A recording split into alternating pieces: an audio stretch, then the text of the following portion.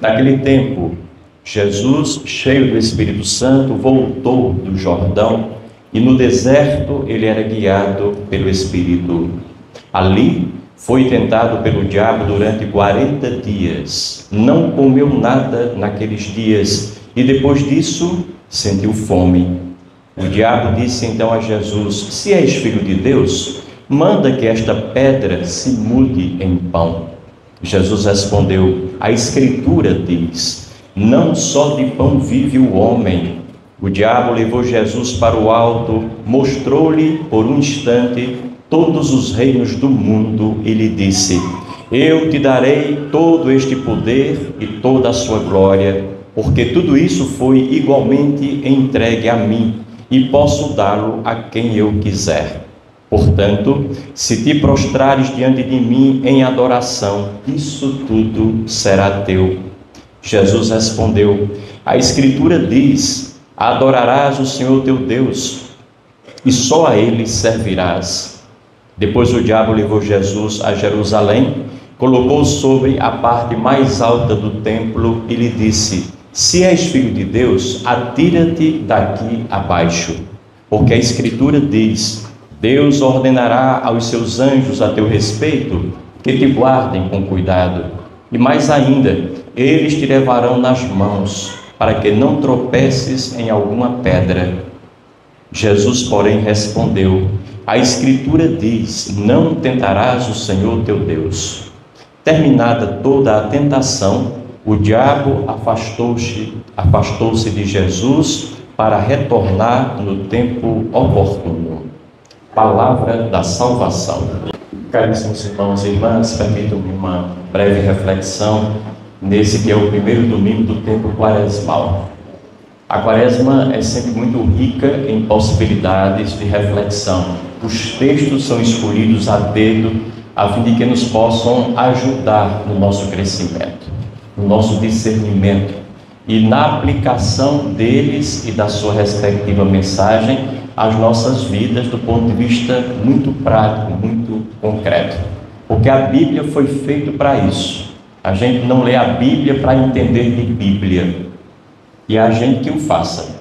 A gente lê a Bíblia para entender da vida, para compreender melhor a vida e para naturalmente melhorá-la, crescer a partir da leitura, da interpretação e da aplicação prática que nós fizemos dela. O primeiro texto, geralmente relativo ao primeiro domingo do mês, em se tratando do Evangelho, do mês que abre para nós o período quaresmal, é quase o mesmo o tempo inteiro. Trata-se do relato das chamadas tentações de Jesus no deserto. A Bíblia não é um livro fácil e ele não pode ser lido ao pé da letra, literalmente, como se aquilo que está lá de fato aconteceu da forma com que está relatado. Porque a Bíblia não é um livro de história, não é um livro de ciência, não é um livro de matemática, é um livro de doutrina, é um livro de revelação, é um livro de mensagens. Então a linguagem muda muito e há muitos recursos, estratégias e gêneros literários dentro da Bíblia para nos falar de uma coisa só: qual é a vontade de Deus para nós. Então os autores sagrados, os escritores sagrados se utilizam desses recursos que são culturais, que existem na sociedade, que são um patrimônio e conquista do próprio povo ao longo dos seus dias. Então há mitos, há parábolas, há criações, há inventividades, há comparações para nos falar de uma mesma coisa. Onde é que Deus quer que nós cheguemos com aquela parábola, com aquele mito, com aquele relato que parece um absurdo? Então não olhemos a letra dos textos, porque a gente pode se confundir. E pior, pode parar neles e não andar para frente, ficar muito aprisionado ao que diz o texto. E pode chegar ao absurdo de não ir mais para lugar nenhum. Por quê? Porque o texto não tem uma intenção de ser exatamente o que aconteceu. Não corresponde exatamente ao fato. Esses dias alguém me perguntava: padre, eu estou lendo a Bíblia, comecei pelo Gênesis, E eu li que Deus criou Adão e Eva, depois eles tiveram 2 filhos, Abel e Caim. Logo Caim matou Abel, e o povo todo se revoltou contra Caim, porque matou Abel. Que povo? Eles não são os primeiros? Então percebam, quando a gente começa a ler ao pé da letra, não vai para frente. É importante perceber que quando o texto da Bíblia, de Gênesis, falando da criação do mundo, foi escrito, foi construído, o mundo já existia há muito tempo. O povo já estava no mundo, já era muito habitado. O texto foi colocado lá para mostrar que quem fez, quem criou o homem e a mulher foi Deus. É um relato bíblico inspirado. Mas o homem e a mulher já estavam criados em múltiplas formas, numa multiplicidade imensa de pessoas na face da terra. Aí depois Caim mata Abel. E como é que fica? Ali é para mostrar que na própria família, mesmo sendo criada por Deus, pelas limitações próprias da gente não ser Deus, da gente ter sido criado nesse barro que é frágil, há dificuldades, há inimizade, há briga, há confusão, há intriga, há problemas, exatamente como é retratado nas famílias da gente hoje. Então eu estou fazendo esse parênteses para mostrar para vocês que aqueles que pegam nesse caminho interpretativo, literal, para ler qualquer texto, está perdido e faz com que os outros se percam também. Infelizmente, há muita gente dentro da nossa igreja, há muitos movimentos criados na nossa igreja que não fazem outra coisa, inclusive na televisão e na internet, a não ser interpretar os textos ao pé da letra. Esses dias eu estava vendo ontem um padre desses da mídia, e não tenho nada contra, cada um tem o seu jeito de falar. E ele falava da relação marido e mulher na Bíblia, dizia ele, que as mulheres, vocês se conformem, vocês foram feitas por Deus submissas. A alegria e a realização de vocês é na submissão. O homem foi feito à frente, desde o começo foi colocado à frente.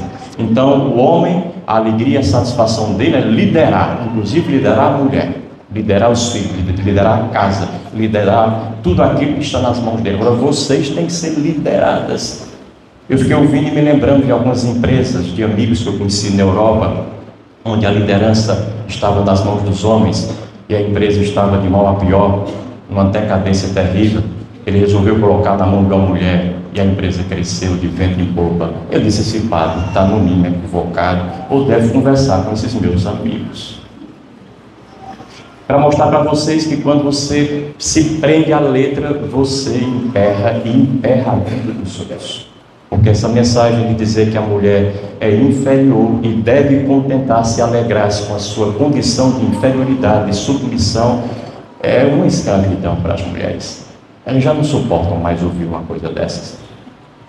Fecho aqui o parênteses e continuo a palavra a partir da iluminação que o Evangelho nos dá. Jesus é levado pelo Espírito para o deserto. O deserto, nos tempos antigos, era considerado a morada dos demônios. Daí a ligação do deserto com as tentações no texto de hoje. Então Jesus nos apresenta o verdadeiro caminho para o céu, o verdadeiro caminho para Deus, que é a passagem pelo inferno, é o enfrentamento dos nossos demônios. E aqui tem uma coisa importante, é muito bom a gente saber que o próprio Jesus Cristo, Filho de Deus, Deus na terra, passa pelo inferno e convive com o demônio. É bom para a gente, porque às vezes a gente tem muito medo de morrer, e não é só morrer, é morrer e ir para o inferno. Lembro-me de um teólogo espanhol que eu tive o prazer de conhecer, e ele dizia recorrentemente isso: olha, as pessoas têm medo de morrer e ir para o inferno, pois eu não tenho não, é lá que está todo o pessoal conhecido. Vou ficar muito tranquilo, vou ficar em casa. Brincadeira à parte, o que é importante dizer é que para quem busca, dizia um monge muito lúcido dos nossos tempos, para quem busca crescimento espiritual, nada melhor do que um demônio no seu pé. O demônio aqui significa alguma coisa que lhe incomode, que lhe maltrate, que lhe machuque, que lhe faça abrir os olhos, que não lhe deixe ficar sossegado um só minuto, para que você possa de fato viver acordado, desperto diante da vida. Quando tudo está muito sereno, muito calmo, muito tranquilo, quando nada acontece de diferente na sua vida, que lhe provoque, que lhe desafie, você não cresce. Pode ser uma vidazinha muito boa, mas essa bondade depois vai se mostrar muito negativa. Porque uma das intenções da vida que vive em nós é o crescimento, é a evolução, é o esclarecimento, é uma consciência mais apurada, mais completa, mais holística de nós sobre nós próprios e de nós acerca de tudo aquilo que nós tocamos ao longo dos nossos dias. E o deserto é um lugar naturalmente de carência, de falta, de aridez. O deserto é lugar de solidão, de abandono, de isolamento de tudo e de todos. Quando a gente vai para uma festa ou um ambiente qualquer e depois vai comentar com alguém que pergunta: e aí, como é que estava lá? Diz: não tinha ninguém, estava no deserto. A gente sabe exatamente o que está dizendo quando diz isso. É o lugar onde, não havendo nada e não havendo ninguém, quando eu vou para lá, eu estou lá. Somente eu estou lá. Então o deserto tem uma dimensão simbólica muitíssimo importante e indispensável. Ou seja, no deserto, para onde eu for, para onde eu olhar, para onde eu me virar, não há mais nada nem ninguém a não ser a minha própria pessoa. Por isso, esse é o lugar em que eu não posso fugir da minha própria verdade. O deserto na Bíblia é o lugar do encontro de cada um com o mais profundo e mais verdadeiro de si próprio, com a sua essência e a sua essencialidade, com a sua verdade muito pessoal. No nosso dia a dia, nós estamos todo o tempo envolvidos com as coisas e com as pessoas de fora. Quase não nos sobra tempo para esse contato com nós próprios. E isso é tão verdadeiro que os nossos problemas, via de regra, não são nossos. Os nossos problemas são os problemas dos outros. Daqui a pouco vai começar na igreja do Crato o chamado mutirão das confissões, onde os padres vão todos para uma igreja e lá atendem as confissões. E é muito comum, porque são muitas pessoas que vão ali a cada padre, é muito comum. Se a gente contasse a estatística, estaria lá em cima. A maior parte das pessoas, quando se ajoelham lá, se sentam, começam a contar os pecados, diz: padre, o meu pecado é que meu marido, é meu marido, esqueceu, meu pecado é que a minha empregada, meu pecado é que o meu chefe. A gente sempre acha que o pecado da gente é o pecado dos outros. A gente emprenhou, misturou de tal forma, colou, aderiu a vida da gente aos dos outros e deixou que a vida dos outros aderisse à nossa, que a gente virou uma confusão. A gente não sabe mais o que é da gente, não sabe mais o que é dos outros. Então acaba vivendo a realidade que não é da gente e trocando as coisas e misturando-as patologicamente. É quase que uma mentalidade doentia, mas que infelizmente virou norma, é normal, comum encontrar entre nós. Desse modo, o deserto não é outra coisa senão uma aposta no autoconhecimento. É o encontro com os meus pensamentos, com as minhas emoções, com os meus desejos, com as minhas carências, com as minhas tensões, com as minhas projeções, os meus sonhos, as minhas falhas e os meus pecados. Enfim, o deserto é o encontro com tudo aquilo que eu sou. E nós não podemos caminhar a vida inteira distantes de nós próprios, a revelia de nós próprios. Podemos caminhar por um período, isso é até comum e a gente vê nas pessoas de um modo geral. Agora, caminhar a vida inteira afastado de você e do que você é, não vai dar. Haverá um dia em que seu corpo, sua mente e sua alma vão clamar e vão exigir que você se reúna a você, porque você é a única pessoa que você tem até o fim. Todas as outras pessoas com quem nós convivemos, nós não temos, nunca tivemos, mas criamos a ilusão de que as temos. Somente quando as perdemos, porque elas viajam, se afastam, se separam de nós, ou porque elas morrem, afinal de contas, porque todo mundo morre se a gente não morrer antes. Então percebemos que nós não temos ninguém, mas você, enquanto estiver vivo, vai ter a você mesmo. Então vai ter que lidar com essa realidade que é você. Não dá para a gente tomar distância, alienar-se da gente mesmo. Então chega um dia em que nós temos de olhar no espelho da vida, e mesmo que nós não gostemos daquilo que o espelho reflete para nós, gostando ou não, aquilo que vemos refletido somos nós. Olhar nesse espelho da vida e acolher aquilo que o espelho da vida lhe mostra. É a sua cara, é o seu jeito, é a sua personalidade, é a sua cor, é o seu formato, é o seu pensamento, é a sua alma, é ali que você está. Os espelhos não mentem, via de regra. E esse espelho maior que reflete a nossa alma, quando nós somos capazes de interiorizar essa imagem, esse é que não mente mesmo.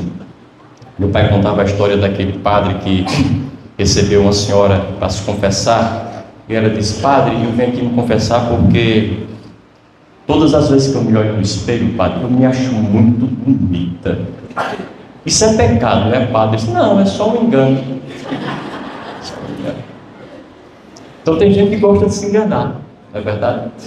Eu já contei para vocês aquela que é a mulher que vai ao médico, ao psiquiatra, e diz exatamente o contrário: doutor, eu vim aqui porque todas as vezes que eu me olho no espelho, e eu gosto muito de me olhar no espelho, eu me acho muito feia, doutor, muito feia, horrorosa.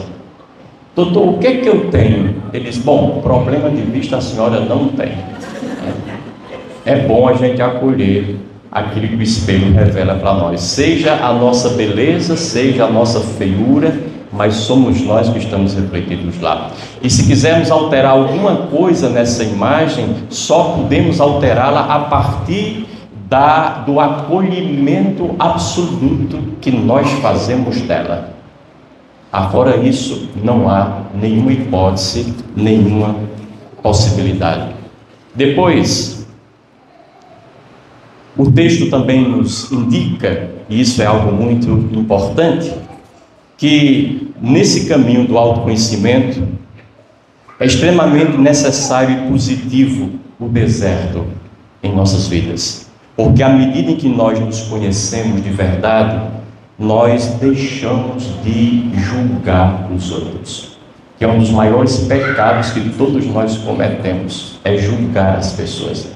Aquela pessoa que se conhece minimamente, e quanto mais se adentra no seu autoconhecimento, menos ele aponta o dedo, menos critica, menos joga pedra, menos julga e condena as pessoas. Por quê? Porque ele se conhece a si próprio. E ele sabe que aquilo que ele está vendo nos outros, eventualmente de ruim ou de negativo, é aquilo que ele já experimentou, está experimentando, e se não o fez ainda, certamente terá tempo para experimentar. Então, quando a gente se conhece, a gente põe um pé atrás, coloca o pé no freio, naquela tentação muito forte e voraz de julgamento em relação às pessoas. Jiménez dizia, de vez em quando eu cito isso para vocês, ele foi um poeta espanhol que ganhou o Prêmio Nobel de Literatura em meados do século passado. Ele dizia: não corras, não tenhas pressa, afinal, aonde tens de ir é somente a ti. Na verdade, não há outro lugar para a gente ir. Não há nenhum lugar para você ir, porque tudo está aqui. Bobagem a gente querer ir para não sei onde, para conhecer não sei o quê. Pode até ir, e deve ir. O turismo é uma possibilidade que nos faz aventurar-nos diante da vida e conhecer o mundo. Mas não pensemos que nós conhecemos nada se nós nos desconhecemos.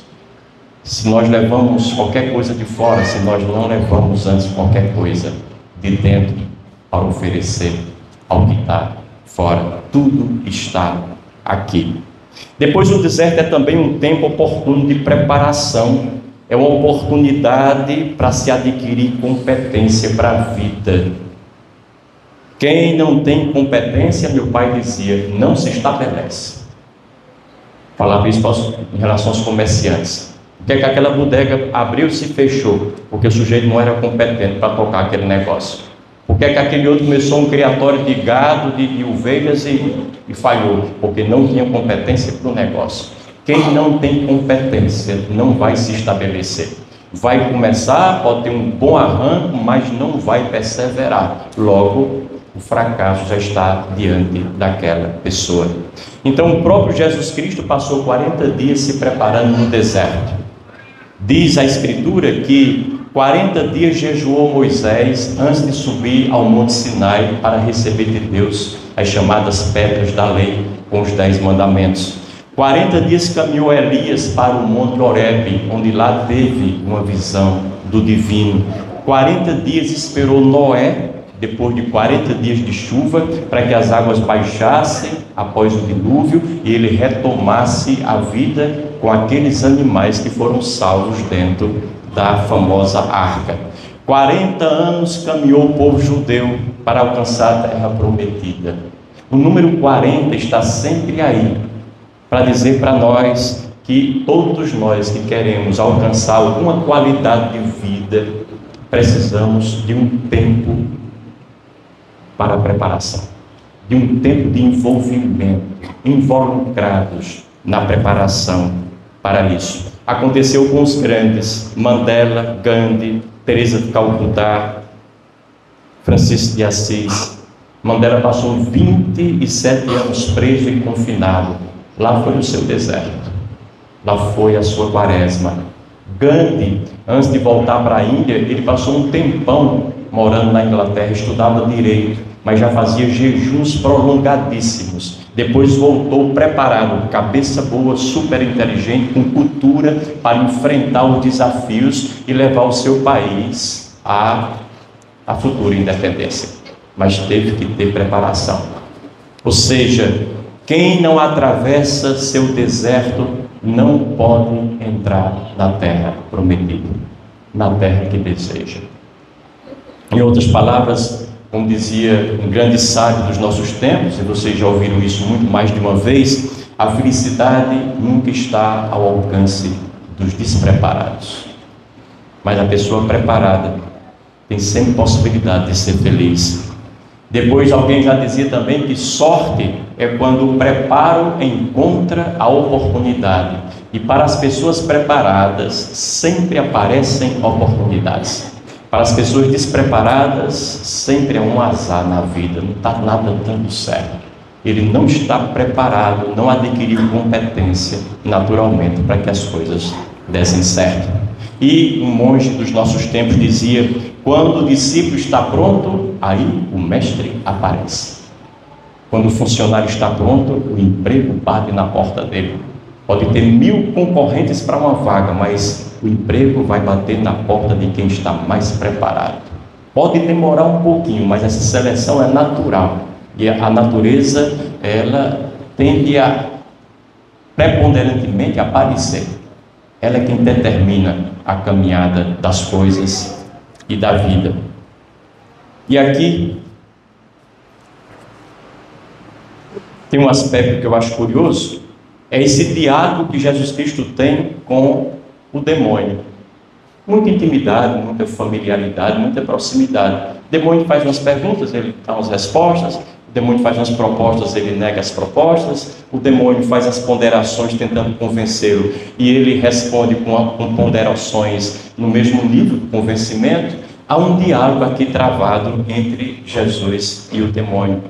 Também nós precisamos aprender a conversar com os nossos demônios, com aquilo que nos incomoda, nos maltrata, nos machuca, com aquilo que é muito diferente de nós e que às vezes não só são pessoas, mas também são coisas, são acontecimentos, são eventos, tudo afinal de contas que é adverso a nós, pode ser um demônio com o qual nós precisamos começar algum diálogo e interrogá-los, como fez Jesus e como fez o próprio demônio.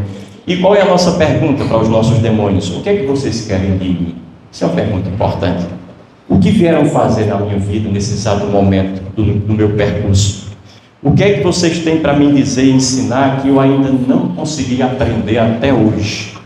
Que aspecto da minha alma precisa crescer e se transformar através de vocês? Desses incômodos todos, dessas dificuldades todas, desses problemas todos.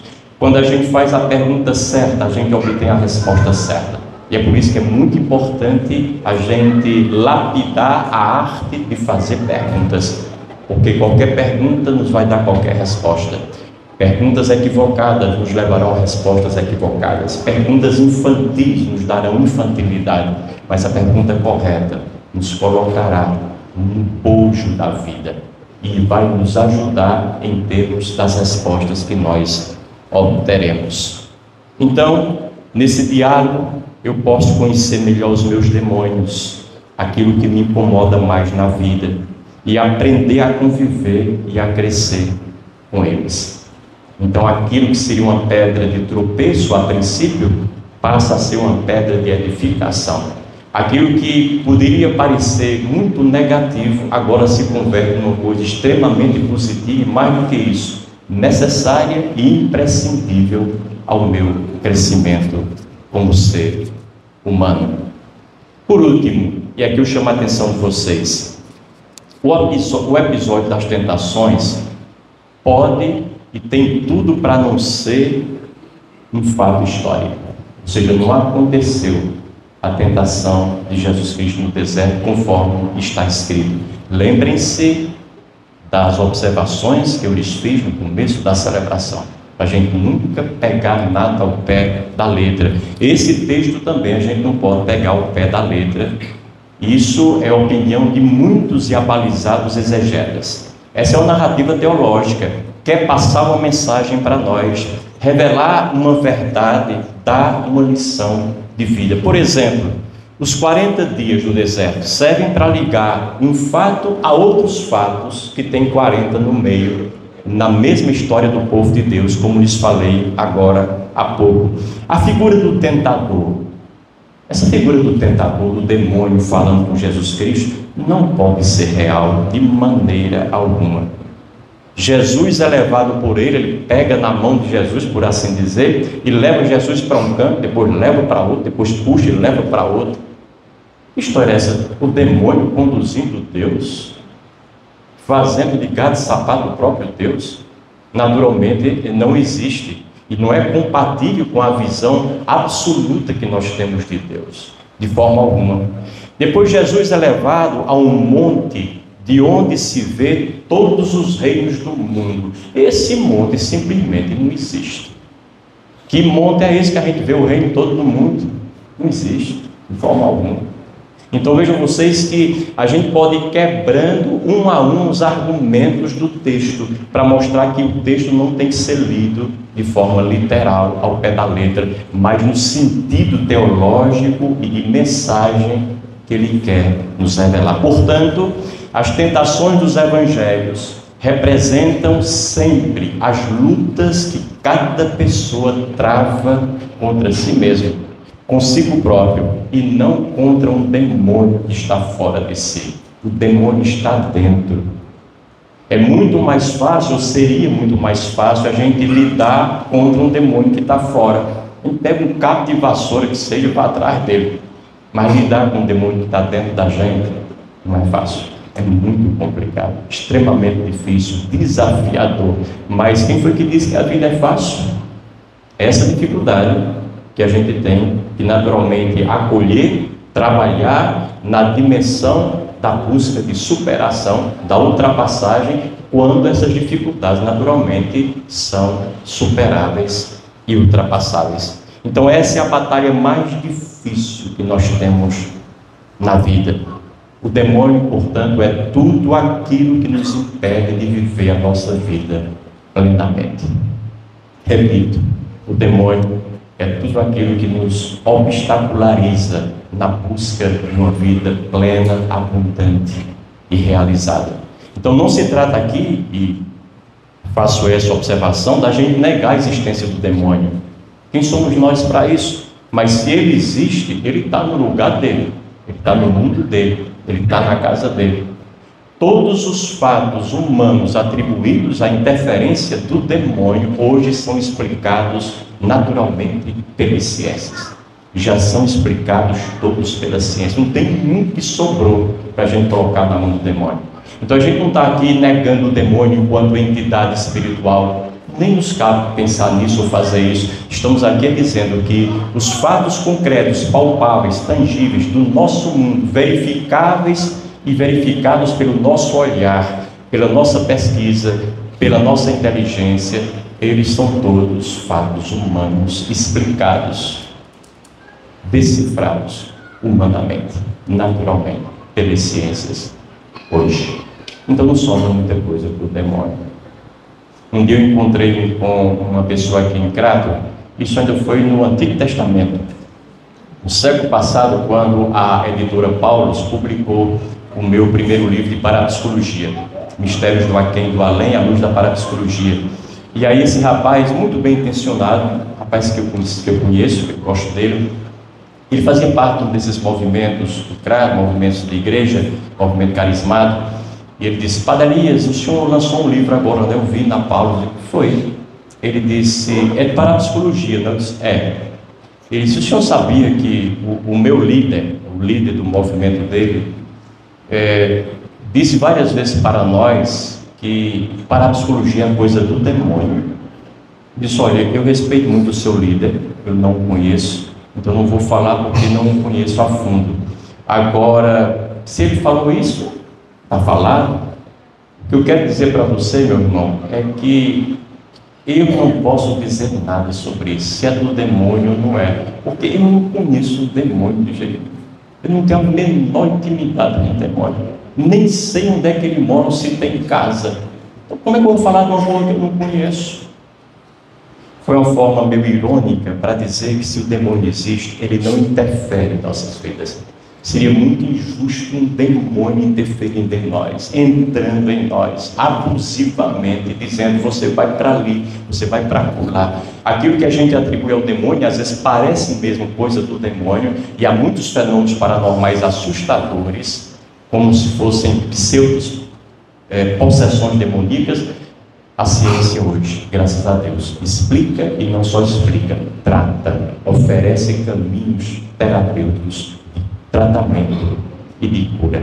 Não é coisa do demônio. Portanto, e aqui termino, é a nós mesmos que nós temos de dominar, e não a forças estranhas fora de nós. É a nós mesmos que temos de dominar. Nesse aspecto, o nosso maior desafio hoje qual é? Deixar o demônio de lado, enfrentar a realidade da vida de modo consciente, de modo corajoso, responsável, sem abrir mão nunca da nossa autodeterminação. Não deixar que nada de fora nos atrapalhe, nos tire do rumo, nos tire de Deus, dos nossos bons propósitos, dos valores a que nós aderimos e das coisas boas em que nós acreditamos. É para frente que se caminha. Vivamos não por nada de fora, mas vivamos por nós próprios, por nossas determinações, por nossas motivações verdadeiras e fortes, por nossa fé e por nosso Deus. Isso nos basta. É a única coisa que nos liberta. O resto é café pequeno. Louvado seja nosso Senhor Jesus Cristo.